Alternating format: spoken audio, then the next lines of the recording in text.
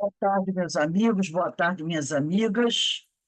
Nós estamos aqui na Sociedade de Estudos Espíritas Francisco de Assis, hoje, dia 14 de outubro de 2024, né? E nesse horário, nós estudamos essa obra, Recordações da Mediunidade, de Ivone do Amaral Pereira, né? Essa obra maravilhosa de Ivone, que tanto tem nos ajudado, Recordações da Mediunidade. Nós estamos estudando o capítulo que trata dos testemunhos. Mas antes de iniciarmos, vamos aqui agradecer a Deus, agradecer a Jesus, a oportunidade que todos nós temos de estarmos estudando, aprendendo, nos esforçando para melhorar mais. Que o Senhor nos abençoe, nos fortaleça, hoje, agora e sempre, graças a Deus. Bem, eu vou começar lendo um pedacinho da aula passada, quando a Ivone está contando, né, daquela casa aqui em Petrópolis, onde ela ficou hospedada durante o ano, e nessa casa, à noite, ela escutava os barulhos no sótão, e depois ela descobriu que foi que o dono da casa havia se suicidado nessa casa com um tiro. Apesar dela procurar o pessoal que morava lá e falar, o pessoal não disse que não tinha nada, não, era a impressão dela. Mas ela, como médium, percebeu que aquele espírito estava ali atormentado, né, pelo sofrimento de ser o suicida, e ela estava fazendo de tudo para ajudar aquele espírito, né? E o que ela via ali durante a noite, não era a forma pensamento, eram as cenas mesmo do momento que ele morreu, como ele ainda estava ligado ao corpo físico. E era uma tortura terrível. Ela via que o sofrimento dele era imenso, né? Então, vamos aqui onde nós paramos. Quem tem um livro igual ao meu, é página 105, né? Então, diz assim: tão impressionante espetáculo passou a ser constante e se prolongou durante quase todo o tempo. O espetáculo era como ela ouvia, ali sofrendo, gemendo, né? É tão longo, tão impressionante o espetáculo, passou a ser constante e se prolongou durante quase todo o tempo que permaneci na cidade das Hortênsias. Quer dizer, era assim que, lá em 1935, quando ela foi até lá, Petrópolis era conhecida como cidade das Hortênsias. Ou seja, um ano. Frequentemente, as demais pessoas da casa saíam à noite para o cinema, visitas, festas. Então, o pessoal costumava sair à noite, o pessoal que morava na casa. E porque eu não me animasse a acompanhá-las, via-me só, às vezes, até madrugada, num bairro afastado e sombrio. Na época, aquele lugar onde ela ficava era assombrado e esquisito, né? Mas hoje em dia é ali quase perto do Palácio de Cristal. Eu passei lá essa semana umas duas vezes. É um pouquinho depois do Palácio de Cristal. E o lugar é bem aprazível hoje, mas naquela época não era, né? E ela diz assim: por que eu não me animasse a acompanhá-los? Via-me só, às vezes, até madrugada, num bairro afastado e sombrio, que ainda hoje não apresenta movimentação apreciável. Isso em 1935. Nessas condições, a sós, diante de Deus, eu havia de doutrinar com fraseado amoroso esse espírito, em convulsões ao pé de mim, submerso em atroz pesadelo, criado pelas alucinações do traumatismo vibratório consequente do suicídio. Eu vou pedir a vocês, que eu pedi semana passada, para vocês pegarem o Evangelho segundo o Espiritismo, abrindo o capítulo 6 do Cristo Consolador, que deve estar marcadinho no livro de vocês, que foi o que eu pedi semana passada e pedi para vocês deixarem marcado. O Evangelho segundo o Espiritismo, capítulo 6, Cristo Consolador. Vamos continuar aqui. Nessas condições, nessas condições, deixa eu achar aqui, me perdi. Peraí. A sós, diante de Deus, eu havia de doutrinar com fraseado amoroso esse espírito em convulsões ao pé de mim, submerso em atroz pesadelo. Pesadelo que ele estava foi criado pelas alucinações do traumatismo vibratório consequente do suicídio, e fazê-lo despertar por intermédio das forças do pensamento. Reunia, então, toda a coragem da minha fé e da confiança no auxílio dos guias espirituais. E agia resolutamente. Falava-lhe, exortando, quer dizer, chamando a atenção dele, em nome de Jesus, a voltar a si, para dominar os próprios distúrbios mentais com a reação da vontade. Então, ela exortava a reagir, a ser forte, para dominar os próprios distúrbios mentais com a reação da vontade. Ela pedia para ele reagir, né? Não se deixar envolver por aquela tortura, que se deveria impor e vencer o colapso a que se entregava. Explicava-lhe o seu verdadeiro estado, lecionava-lhe a imortalidade da alma. Então, falava para ele, né? Como ele estava, por que ele estava sofrendo, falava que ele era o espírito imortal, que ele não iria morrer nem ser destruído, mas que ele precisava ter forças, precisava levantar a cabeça, precisava ter vontade de melhorar, precisava acreditar em Deus para sair daquela situação difícil, né? Exatamente como nos serviços de doutrinação, a sofredores do decorrer de sessões normais. Então, ela estava doutrinando ele. E tinha de agir sem me deixar intimidar sequer por um instante, ou vacilar nas próprias disposições, pois percebia que se me intimidasse ou negligenciasse, estaria perdida.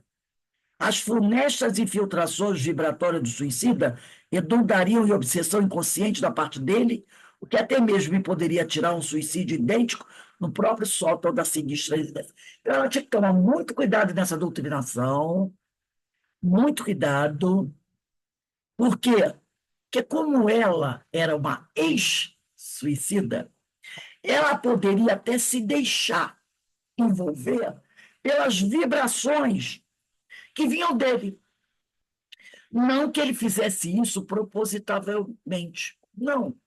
Mas ele estava tão desequilibrado que, se ela não tomasse cuidado, ela poderia, entre aspas, se contaminar pela vibração dele. Ela diz aqui, né, que ela precisava trabalhar sem se intimidar, sem ter medo, por nenhum instante. E não podia vacilar nas próprias disposições, pois ela percebia que se ela se intimidasse ou negligenciasse, ou não prestasse muita atenção ao que estava fazendo, poderia estar perdida, porque ela tinha o calcanhar de Aquiles, né? Ela tinha o telhado de vidro, como o povo diz aí, né?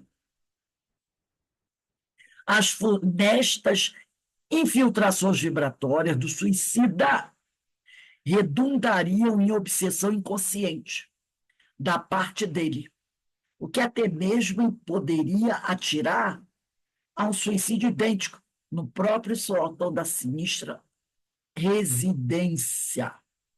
Então, ele poderia se tornar um obsessor inconsciente, né? E ela, como tinha, né, essa fragilidade, poderia até se envolver por essa, se deixar, poderia ser envolvida por essas vibrações deletérias que vinham dele, e aí ser levada a um outro suicídio. Voltava eu, então, ela dizendo, Ivone, voltava, então, a leitura do capítulo 6 do Evangelho segundo o Espiritismo, livro que é o Cristo Consolador, né? Livro que considero tocado de magia celeste, que foi o meu escudo também nessa fase singular da minha vida. As doces advertências do Espírito de Verdade, então como que ressoavam pelo recinto, reanimando meu ser, acalorando-me o coração com novos haustos de esperança e confiança, até repercutirem por processos vibratórios de sublime transcendência naquele ser desesperado que eu via a meus pés. E lendo-as, essas mensagens, eu mesmo adquiri a impressão de que o próprio Jesus, mais uma pessoa ratificando aqui que Jesus é o Espírito de verdade. Mais uma pessoa, né? Lembra? Teve um outro autor, esqueci o nome dele, que chamou a atenção da gente para isso, e agora a Ivone Pereira aqui, ó. E lendo-as, eu mesmo adquiriria a impressão de que o próprio Jesus falava ao suicida. Então é o Espírito de verdade. Mais uma pessoa ratificando que o Espírito de verdade é Jesus. Nos quadros criados pelo meu pensamento e adaptados ao entendimento daqui, pelos assistentes espirituais para socorro mesmo. Então, ela vai trazer aqui 3 passagens do Evangelho segundo o Espiritismo, capítulo 6, mas nós vamos lê-las inteiras, né?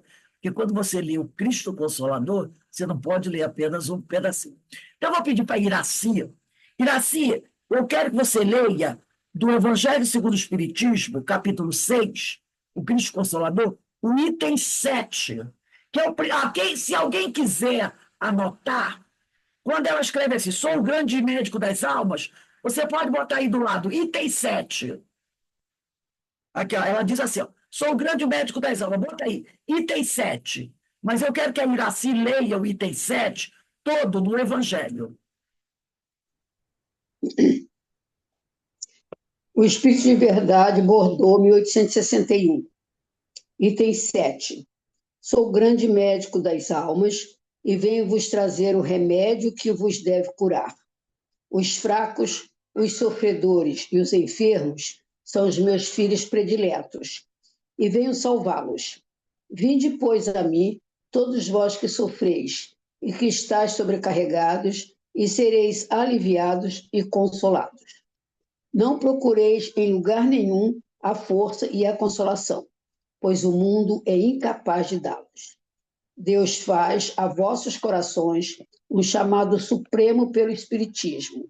Escutai-o, que a impiedade, a mentira, o erro, a incredulidade sejam eliminados de vossas almas doloridas.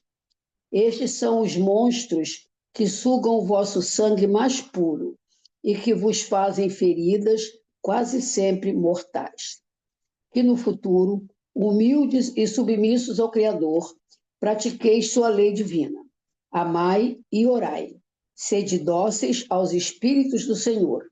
Invocai-o do fundo do coração, e então ele vos enviará seu Filho bem-amado para vos instruir e vos dizer estas boas palavras. Eis-me aqui, venho a vós porque me chamastes. Muito lindo, né? Rose, seu microfone está fechado. Tem microfone, Rose. Ivone, no livro dela, ela vai botar assim, venham instruir, escrevam aí, item 6, no livro, o Evangelho, aqui no livro Recordação da Mediunidade, ela bota assim, venham instruir e consolar, escrevem de lápis, item 6. Daisy, você pode ler o primeiro parágrafo do item 6 para a gente? Sim. E depois, você lê o primeiro parágrafo e a Ana Constantino lê o segundo, do item 6. Tá. Venho instruir e consolar os pobres deserdados. Venho dizer-lhes que elevem a sua resignação ao nível de suas provas, que chorem, porquanto a dor foi sagrada no Jardim das Oliveiras, mas que esperem, pois que também a eles os anjos consoladores lhe virão enxugar as lágrimas.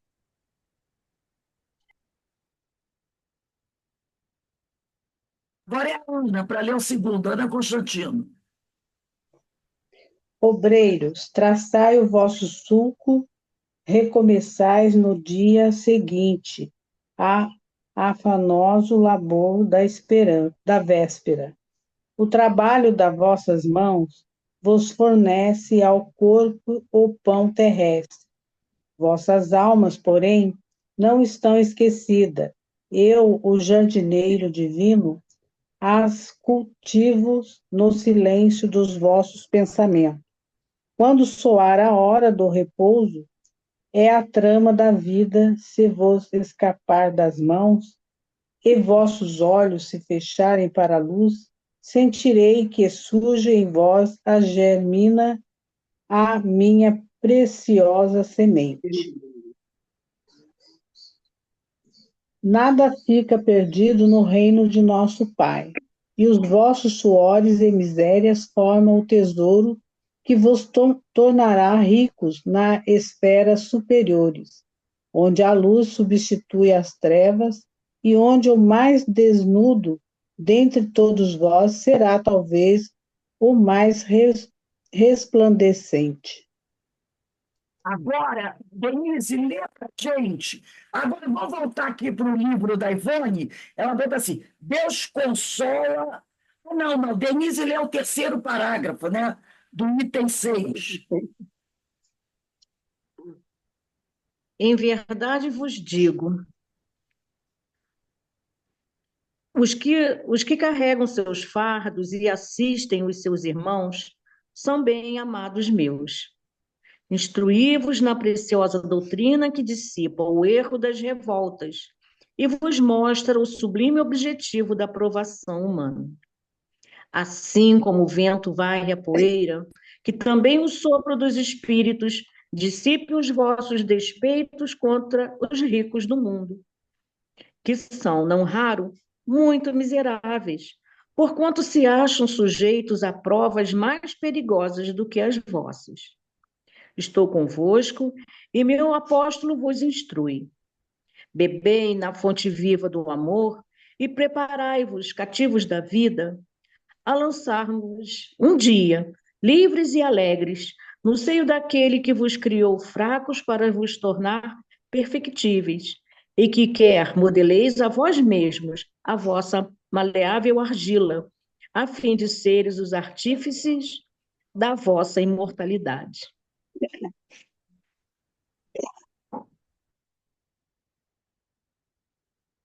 Reparem que ele diz aqui: estou convosco e meu apóstolo vos instrui. Quem é esse apóstolo? Allan Kardec. Estou convosco e meu apóstolo vos instrui. Bebei na fonte viva do amor e preparai-vos cativo da vida, a lançar-vos num dia livres e alegres no seio daquele que vos criou. É a questão 112. Deus criou-nos simples e ignorantes para crescermos, progredirmos, até um dia nos aproximarmos do Senhor. Não é isso que está escrito na questão 112 do livro, 112 do Livro dos Espíritos? Olha o que ele diz aqui, ó. Bebei na fonte viva do amor e preparai-vos, cativos da vida. Preparai, 112 ou 115 do Livro dos Espíritos. E preparai-vos, cativos da vida. Quem são os cativos da vida? São aqueles que estão encarnados. E preparai-vos, cativos da vida, a lançar-vos um dia, livres e alegres, no seio daquele que vos criou fracos, para vos tornar perfectíveis, e que quer modeleis vós mesmos a vossa maleável argila, e que quer modeleis vós mesmos. Então, ele está dizendo que cada um cuide de si, cada um cuide da sua autoiluminação. Por isso ele diz, e que quer modeleis vós mesmos, né? A vossa maleável argila, nosso perispírito, a fim de serdes os artífices da vossa imortalidade. É o que está na questão 115 do Livro dos Espíritos. Deus criou todos os espíritos, simples e ignorantes, isto é, sem saber. A cada um da determinada missão, com o fim de esclarecê-los e de os fazer chegar progressivamente à perfeição, pelo conhecimento da verdade, para aproximá-los de si. Porque Jesus disse aqui, a fim de lançar-vos um dia livres e alegres no seio daquele que vos criou. Voltar ao Pai. Mas esse trabalho tem que ser feito por nós mesmos, né? Como ele diz, a fim de seres os artífices da vossa imortalidade. Nós somos aqueles que temos que cuidar da nosso próprio progresso. O nosso progresso cabe a nós mesmos realizar. É isso que ele está dizendo aqui. Agora, lá no livro da Ivone, diz assim: Deus consola os humildes. Escreve aí, item 8. Tem até uma musiquinha no centro, nós temos até um CDzinho que fala isso. Deus consola os humildes e dá força aos aflitos que lhe pedem. Nós temos um CD aí. Bota aí item 8. Geise, lê o item 8 para a gente, do Evangelho segundo o Espiritismo, capítulo 6. Lê devagarzinho, que esses itens a gente tem que dar. Olha essa quanta coisa importante está aqui nesse item 6 que nós lemos. Deus consola os humildes e dá força aos aflitos que lhe apelem. Seu poder cobre a terra e por toda parte, junto de cada lágrima, colocou ele um bálsamo que consola. A abnegação e o devotamento são uma prece contínua e encerra um ensinamento profundo. A sabedoria humana reside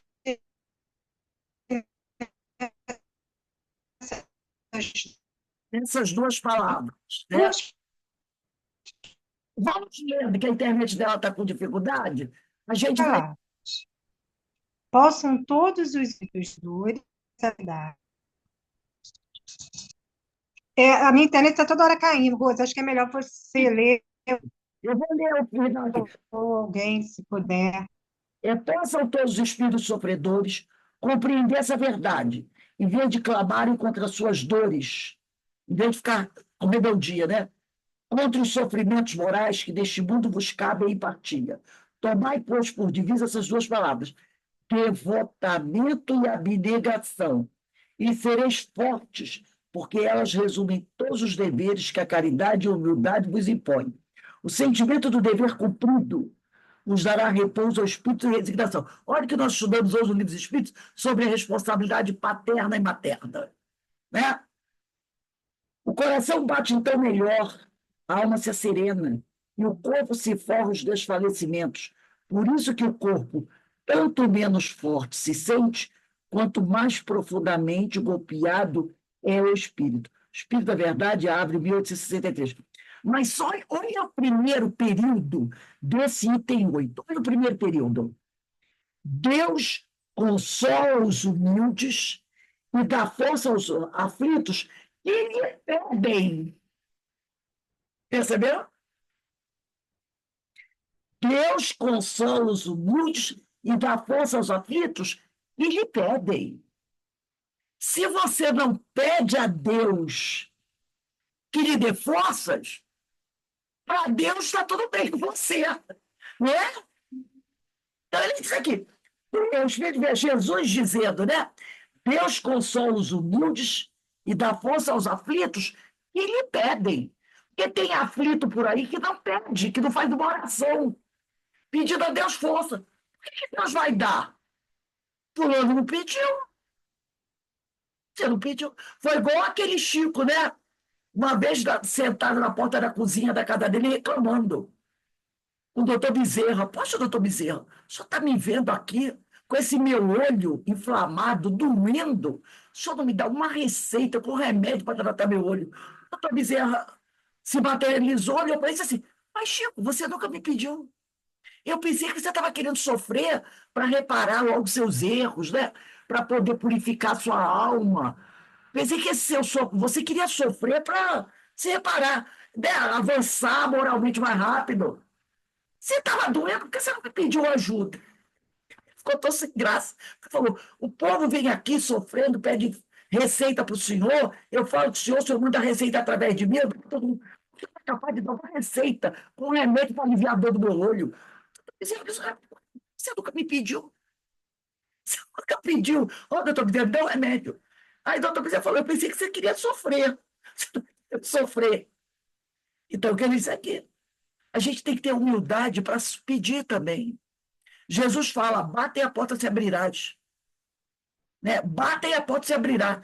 Procure e acharás. Mas a gente quer que Deus adivinhe o que a gente quer, né? E procure e dê para a gente o que a gente precisa. Então tá lá. Bata e a porta se abrirá. Procura e acharás. Pede e receberás. Mas o cara não quer bater, não quer procurar, nem quer pedir. Quer que Deus, entendeu?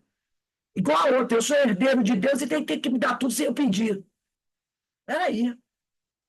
Então Jesus diz aqui: Deus consola os humildes. Então, para você ser consolado, tem que ser humilde. Olha aí outro detalhe. Deus consola os humildes. Então, se você não for humilde, você não vai ser consolado. E para você receber, você tem que pedir. É basiquinho, né? Não parece basiquinho isso aqui? Mas para muita gente não é. Porque o cara não quer pedir. O cara quer que Deus adivinhe o que ele quer. Deus até sabe, mas, sei lá, né? Se Deus desse e a gente pedir, pode pensar assim, eu vou avançar no livre-arbítrio dele, que nem o doutor Bezerra fez, né? Estou pensando que o Chico quer sofrer para reparar, resgatar suas dívidas. Aí ele falou, pô, meu filho, você nunca me pediu.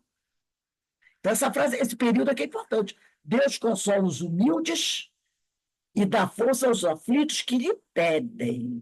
Então, só recebe a consolação quem é humilde, para reconhecer que precisa de consolação, para reconhecer que errou. E ele dá a quem pede. Então, como diz, Jesus, como diz o povo por aí, bora pedir, porque Jesus nos ensinou isso. Você tem que pedir. Mesmo a gente sabendo que Deus sabe tudo que a gente precisa, mas a gente tem que, né, mostrar que a gente tem que pedir ao Pai. Pede ao Pai. E ele percebendo que você realmente precisa daquilo, ele vai dar. Porque ele vai fazer análise, né? Não, você realmente precisa. Eu vou dar. Mas se ele perceber que o que a gente está pedindo vai levar a gente para o buraco, ele não vai dar.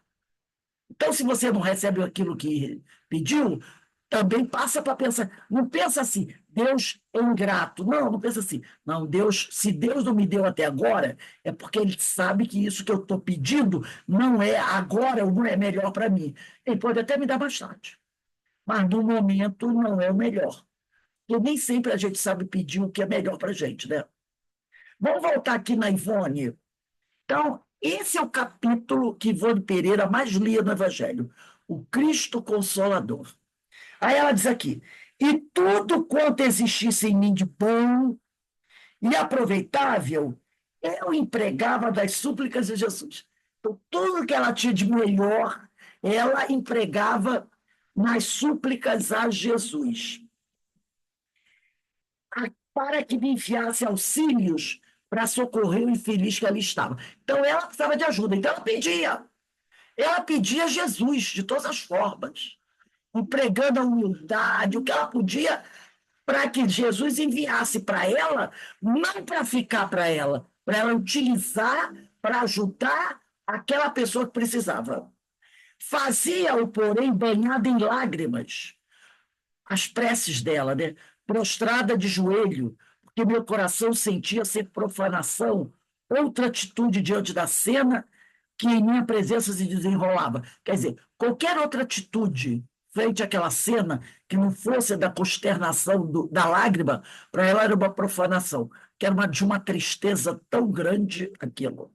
Quando eu fielmente acreditava que Jesus estava presente por meio daquelas vozes contidas nas comunicações do Espírito de Verdade e até das rogativas que eu própria fazia. Então, quando ela lia esses itens do livro do Cristo Consolador, do capítulo 6 do Evangelho, a cada item, ela aqui só citou 3, o 6, o 7 e o 8, mas tem outros.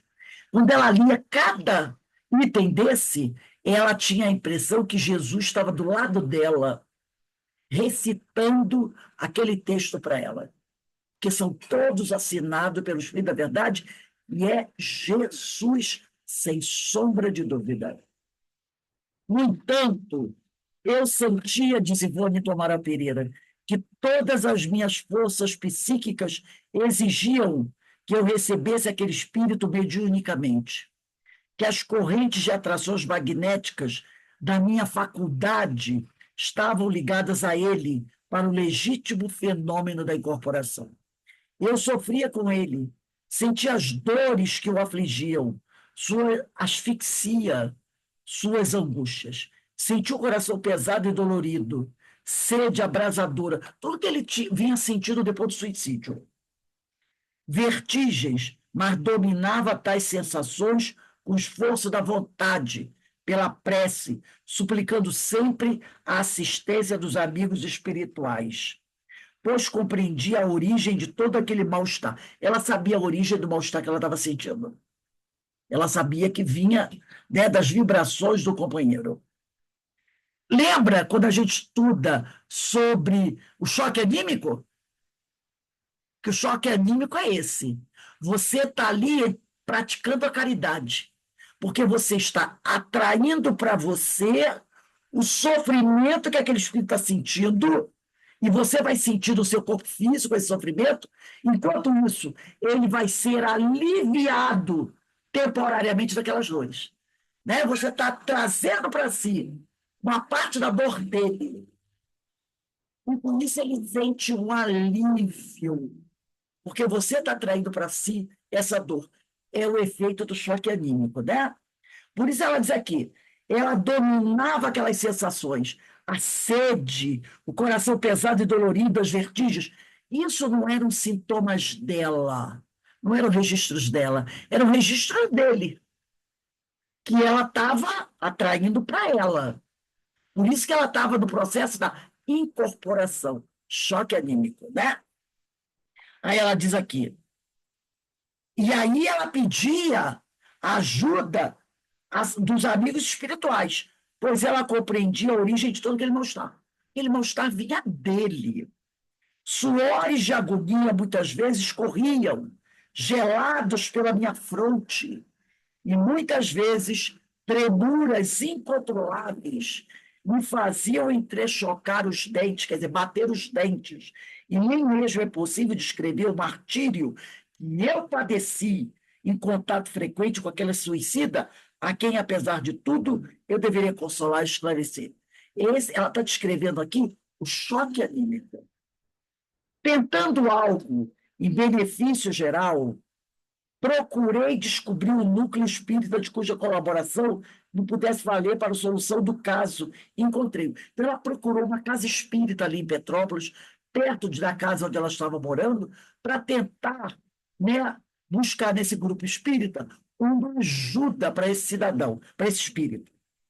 Todavia, ela encontrou a casa espírita. Todavia, dois escolhas, quer dizer, dois problemas se interpuseram entre as minhas esperanças de socorro. A falta de confiança dos irmãos de crença nas minhas possibilidades mediúnicas. Então, os trabalhadores da casa espírita, como não conheciam ela bem, não confiaram muito nas possibilidades mediúnicas dela.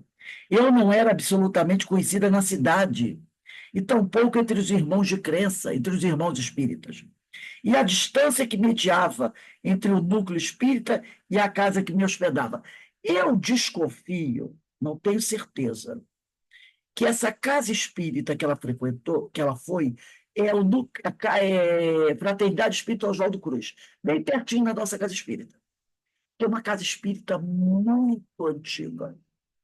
Essa casa espírita, ou essa casa espírita, ou o Centro Espírita João Batista, que eu acho que o João Batista é o mais antigo de Petrópolis. É ali, não tem aquela praça do skate? Eu estou falando com a Deise, que ela conhece. Subindo aquela rua, né? Porque uma rua vai botar no MEP, a outra tem uma ladeira que vai dar lá no Centro Espírita João Batista. Eu acho que No pé da UCP. a UCP é o MEP. É, E agora a outra rua que sobe. o João Batista. É. Eu acho que o João Batista é o centro espírita mais antigo de Petrópolis. Eu acho que é o João Batista. E hoje em dia já é uma ladeira, né? Naquela época, eu acho que o João Batista, eu acho que ele tem quase 100 anos.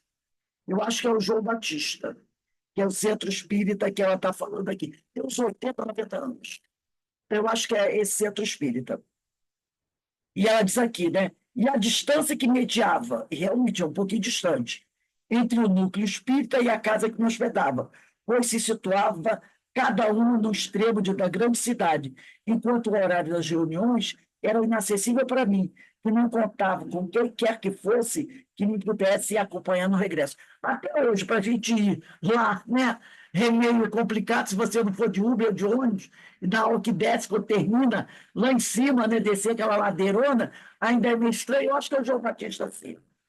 Compreendi, então, que a tarefa junto ao suicida era particularmente minha, que se tratava de um pesado testemunho de fé e resistência à tentação do suicídio, que a lei de Deus de mim exigia, e prossegui confiando nos recursos oferecidos pela grande doutrina dos Espíritos. Ela percebeu ali que, já que ela não conseguia, né, ajuda em outro lugar para atender aquele espírito, então ela percebeu que era ela mesma que tinha que fazer algo por aquele espírito, né? Você teria que ser ela mesma. Então, ela foi trabalhar com ele. Ela foi fazer, assim, já que não dá para buscar ajuda dos companheiros, olha só, eu estava pesquisando aqui. Centro Espírita João Batista, a casa espírita mais antiga de Petrópolis, fundada em 1925. 1925. É a casa espírita mais antiga de Petrópolis. Então, realmente, foi nessa casa espírita que a Ivone Pereira foi buscar ajuda, né? Aqui, ó, foi em 1935 que ela foi para Petrópolis. Essa casa espírita foi fundada em 1925. Então, quando ela foi procurar essa casa já tinha 10 anos de fundação. Vou anotar aqui. Centro Espírita, né? E como o pessoal não conhecia ela, o pessoal ficou meio assim, né? Ivone Pereira ainda não tinha, né? Eu vou até botar aqui, Centro Espírita João Batista, só um instantinho. Batista, eu já tive lá, fundado em 1925. 10 anos, né? Então, foi aonde ela foi buscar ajuda. Então, ela percebeu que, já que ela não estava conseguindo, né, resolver isso, ela foi resolver que ela tinha que fazer o trabalho sozinha, né? Ela tinha que fazer esse trabalho sozinha. Deixa eu só botar aqui, um instantinho. É que eu vou anotando tudo.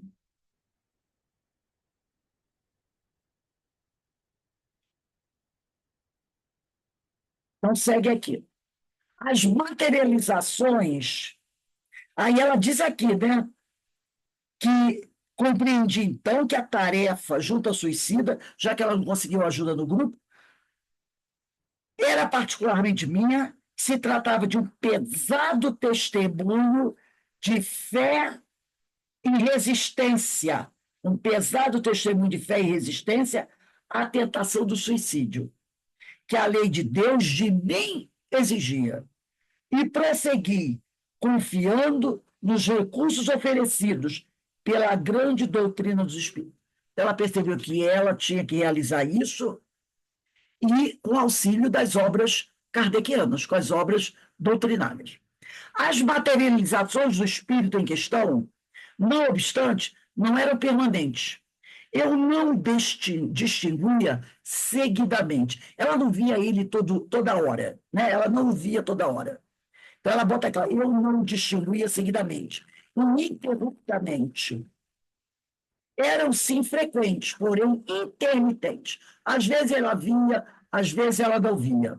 Às vezes demorando-se alguns segundos, com muita precisão, para retornarem dentro em pouco. De outras vezes eram fugidias, quais lampejos, embora eu continuasse percebendo sua presença, sentindo suas influências, sem nada enxergar de concreto. Então não era aquela coisa contínua, né? Mesmo assim, aí ela faz uma pergunta: como não enlouqueci de pavor ou não me deixei obsediar? Nos momentos em que vi o infeliz suicida deixar o sótão, flutuar no espaço, atraído pelas minhas forças afins, sem mesmo disso se aperceber, e atingir o escritório para se deter junto de mim e continuar suas eternas convulsões. Então, era uma cena chocante. Ela pergunta: meu Deus, como é que eu não enlouqueci ou não me deixei envolver pelas vibrações dele e acabei obsidiada? Porque eram terríveis as cenas, eram terríveis. Valeu-me em tão difíceis circunstâncias, valeu-me em tão difíceis circunstâncias, além da misericórdia do Altíssimo, né, a assistência carinhosa dos tutelares invisíveis, dos amigos espirituais dela. Não é isso que a gente está estudando na sexta-feira, no Conversando com os Espíritos da Reunião Mediúnica? Né? Quem valeu a ela nessa hora, quem a ajudou nessa hora, foi o Altíssimo, né? E os amigos invisíveis, os amigos espirituais, os protetores, os guias, os mentores, né? Doutor Bezerra, Charles e vários outros, cuja piedosa proteção eu sentia e agradecia, destacando-se, todavia, o concurso de entidades Charles, Camilo Castelo Branco, né? O personagem do livro Memória do Suicida, este ainda não reencarnado pela ocasião. O Camilo Castelo Branco, né, que participou dessa obra, né, que enviou, ditou essa obra aqui para Ivone do Amaral Pereira, Camilo Cândido Botelho, né? Camilo Castelo Branco, aqui, ó, dona de uma mediunidade, eu estou lendo o folheto aqui do livro, Memória Suicida. Dona de uma mediunidade prodigiosa, ela via e ouvia os espíritos, recebia mensagens escritas e mantinha diálogos memoráveis com eles, como o escritor português Camilo Castelo Branco, compositor polonês Frederic Chopin e o escritor russo Leon Tolstói, que inspiravam nas suas obras. Então, esses espíritos, né, o Camilo Castelo Branco ainda não tinha reencarnado. Ele ainda não estava reencarnado. Então, foram em Charles esses espíritos que ajudaram para ela se manter firme e não correr nenhum risco, para ela levar a missão dela, a tarefa dela até o final, em se tratando da desobsessão, do esclarecimento desse espírito tão terrivelmente torturado que praticou suicídio no sótão da sua própria casa aqui em Petrópolis. Então, nós vamos dar uma paradinha aqui. Aqui, ó, no dia, bota aí, 21/10/24, nesse parágrafo. Eis, no entanto, a essência dos fenômenos. 21/10/24. A gente vai continuar aqui. Eis, no entanto, a essência do fenômeno, né? Semana que vem a gente continua aqui. Que lições, não é, gente? Que lições Ivone do Amaral Pereira traz para a gente nesse relato dessa obra maravilhosa. Realmente, são lições que a gente não pode esquecer. Não pode esquecer de jeito nenhum. São lições fantásticas. Hoje nós temos a nossa amiga Vera Isaura, que vai fazer a nossa palestra, né, do livro Religião dos Espíritos, Fenômeno Magnético. Mas eu mandei para vocês devem ter visto aí, um cartazinho, né, já para novembro, que a casa aqui não para, né? Acaba o evento, já vem outro.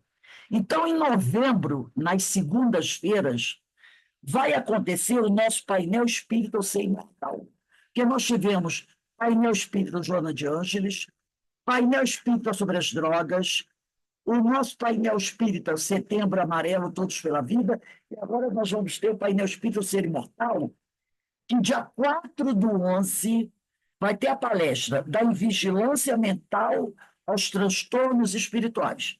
Segundas-feiras, 18h40, tá? O expositor Sérgio Breves, dia 11/11, o pensamento e a influência na saúde do homem, expositor Jorge Miquel. Depois teremos o dia 18/11, as obsessões sutis e as graves consequências, com a Ana Valéria Ventura. Dia 25/11, influência dos espíritos em nossos pensamentos e ações, com o expositor Wagner Antônio de Assis. E teremos também aqui, deixa eu só pegar o outro evento, porque aqui na nossa casa é ensino para todo lugar. Teremos também no dia 16/11, um sábado, 4h30 o nosso querido irmão Paulo Nagai, que todo mundo conhece o Paulo Nagai, né? Dia 16/11, sábado, Paulo Nagai, trabalhador antiquíssimo do Centro Espírita Leão Denis, que frequenta muito CEOI. Ele vai falar do o papel do perispírito nas doenças. Dia 16/11, sábado, às 16h30. Então, novembro tem atividade dessa na nossa casa, né? Para que a gente não corra riscos desnecessários nessa encarnação. Então, por falta de informação, ninguém fica para trás. Então, temos aí o Nagai também. Então, novembro vai ser cheio, casa cheia, né? Bem, meus irmãos, hoje eu vou publicar a palestra do nosso seminário, foi maravilhoso, né? De ontem, aniversário da nossa casa. Quem quiser, depois vai lá na nossa página do YouTube, dá uma olhadinha no nosso seminário, que é o 8º Seminário Espírita sobre a Boa Nova, da lei de reprodução. Então, novembro aí tem bastante coisa para a gente estudar, para a gente conhecer, para a gente aprender. Então, vamos parar aqui um pouquinho, agradecendo sempre a Deus a oportunidade que recebemos. Daqui a pouco a nossa irmã Vera Isaura estará conosco para a nossa palestra pública às 18h40, tá bom? Um beijo no coração de todos.